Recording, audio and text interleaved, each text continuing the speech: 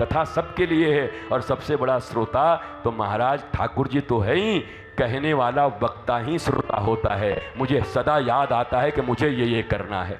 जब जब व्यासपीठ से कहता हूँ मैं स्वयं को याद दिलाता हूँ, बेटा ये करते रहना, ये करते रहना, ये करते रहना, ये करते रहना। तुम कह रहे हो और नहीं करोगे तो बात गड़बड़ हो जाएगी। जो कह रहे हो वो तुम्हें भी करना पड़ेगा। तो कहने का फायदा ये है। अब सुनने का क्या है हमको पता नहीं है। आप लोग बताइए, सुनने का कोई फायदा हो तो समझ लीजिएगा। हमको तो पता है कहने का फायदा क्या है। इस स्थिति में एडजस्टमेंट करिए, एडजस्ट करिए। देखो आज कथा का दिन नहीं है, मैं सत्य कहता हूं। आज कंक्लूजन का दिवस है, आज एक हल का दिवस है।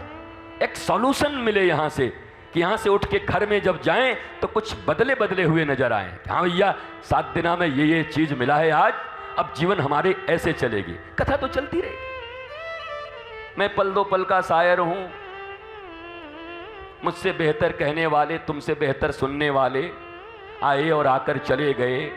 मैं भी एक पल का किस्सा हूं, तुम भी एक पल का किस्सा हो। कल तुमसे जुदा हो जाऊंगा जो आज तुम्हारा हिस्सा हूं।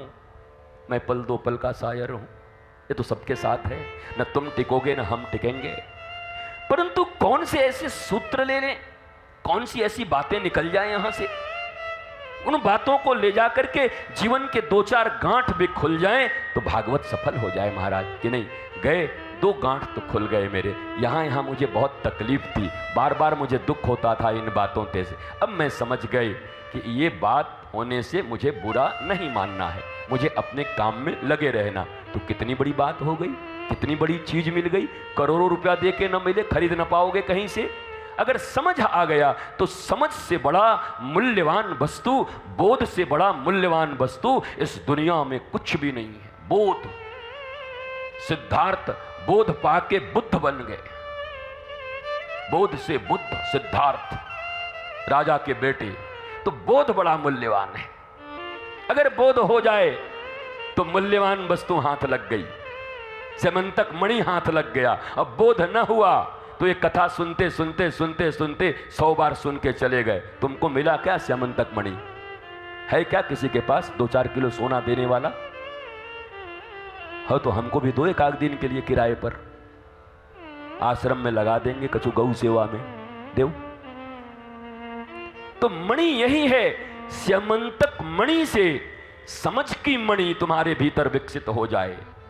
सेमंतक मणि की कथा से बुद्धत्व और बोध की मणि भीतर में प्रकाशित हो जाए, जिससे भीतर के अंधकार छंटने लगे। उस मणि से जो चीज दिखाई नहीं पड़ती थी अब दिखाई पड़ने लगे। हाँ, बहू से लड़ाई इसी कारण से हो रही थी।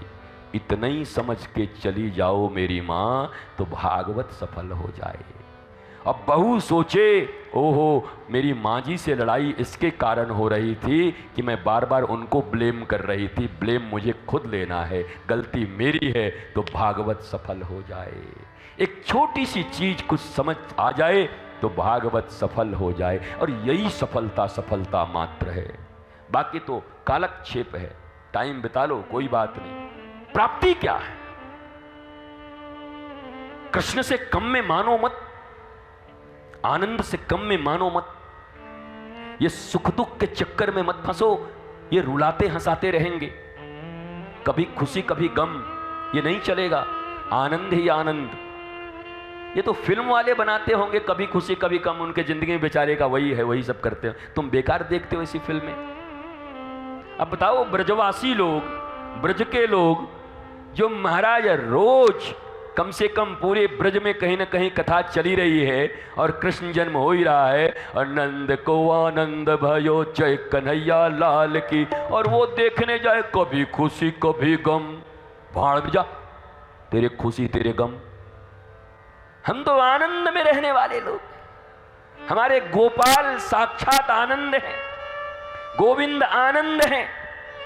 तो आनंद स्वरूप गोविंद का प्राकट्य हमारे हृदय में जीवन में हो गया तो हमें क्या जरूरत है कभी खुशी कभी गम का? वो लोग देखें जो दारू फारू पीते हैं, ड्रग्स पीते हैं, वो खुशी गम में रहें, हमें क्या मतलब? खुशी गम से हम गोविंद पा चुके हैं, गोविंद मणि पा चुके हैं। इसलिए हमारे काम का नहीं है वो सब। धीरे धीरे कुछ छोड़ना नहीं पड़ेगा। जैसे जैसे प्रबोध होगा ना, तो दुनिया की जितनी व्यर्थ, बेकार, 2 नंबरी, भ्रष्ट चीजें हैं जो आपको दुख देती है, तकलीफ देती है, तुम छोड़ोगे नहीं, वो छूटने लगेगी, अपने आप हटने लगेगी। छोड़ने में तकलीफ होता है, पर ज्ञान भक्ति अगर ठीक से हो जाए तो वैराग्य तो अपने आप फल के रूप में आ जाता है। वो सारी बेकार चीजें छूट जाती। कुछ छोड़ने का नियम नहीं लेना। शराब मत पीना, तंबाकू मत खाना, ऐसे खड़े मत रहो, यहाँ मत जाओ, सुबह ये काम करना, वहां से ये ले आओ। चेला भी थक गए हो महाराज। बोला गुरुजी प्रणाम। हाँ बेटा। बोला सुबह से आप इतना सब बोल रहे हैं, ये छोड़ दे, ये छोड़ दे, तो हम तो एक चीज तो कम से कम छोड़ना ही चाहिए, इतना तो शिष्य को करना चाहिए। हम खुश हो गए। बोल क्या छोड़ा? बोला आज से आपको छोड़ के जा रहे हैं। महाराज हमें बताओ, कमाल कर दिए महाराज। चेले ही गुरु छोड़ के भाग गए। महाराज सुबह से शाम तक छोड़ो छोड़ो छोड़ो, महाराज तो ही छोड़ रहे हैं। जाओ कचुनाई छोड़ दो हमें। तो इतना छोड़ने छाड़ने के चक्कर में मत रहो। बच्चा जब जन्म लेता है, जन्म लेने के पहले गर्भ में मां के नाल से जुड़ा रहता है, छोड़ना तो जानता ही नहीं। जन्म लेते के साथ मां के स्तनों का दुग्ध पान करता है, छोड़ना तो जानता ही नहीं। मां की गोदी से चिपक के रहता है, हर चीज पकड़ना चाहता है, मुट्ठी बांध के रहता है। मनुष्य की आदत है पकड़ना। ये छोड़ने का धंधा छोड़ो, नहीं होगा, बेकार है। कोशिश करोगे कुछ नहीं होने वाला है, कुछ नहीं छूटने। सिगरेट नहीं छूटा 20-20 साल में एक आदमी का, चुनौती नहीं छूटी 50 साल में किसी की, गाली देने की आदत नहीं छूटी 40 साल में किसी की। कोई स्नान नहीं करता है 3 दिन तक, तो अभी तक नहीं करता है, उसकी आदत ही नहीं बन स्नान करने की।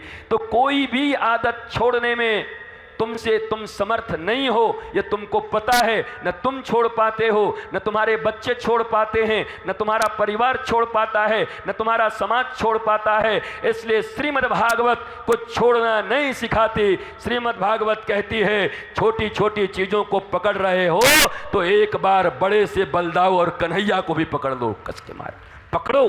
छोड़ना नहीं है महाराज। छोड़ना क्या है? ये छोड़ो, वो छोड़ो, यहाँ चले जाओ, ये कर दो, ये कर दो, ऐसे निकाल दो, यहाँ कर दो। सोमवार को ये मत लेना, मंगलवार को ये मत करना, बुधवार को ये मत करना, गुरुवार को ये मत करना, शनिवार को ये मत करना। वो महाराज कौन इतना याद रखे कब कौन को ये नहीं करना चाहिए।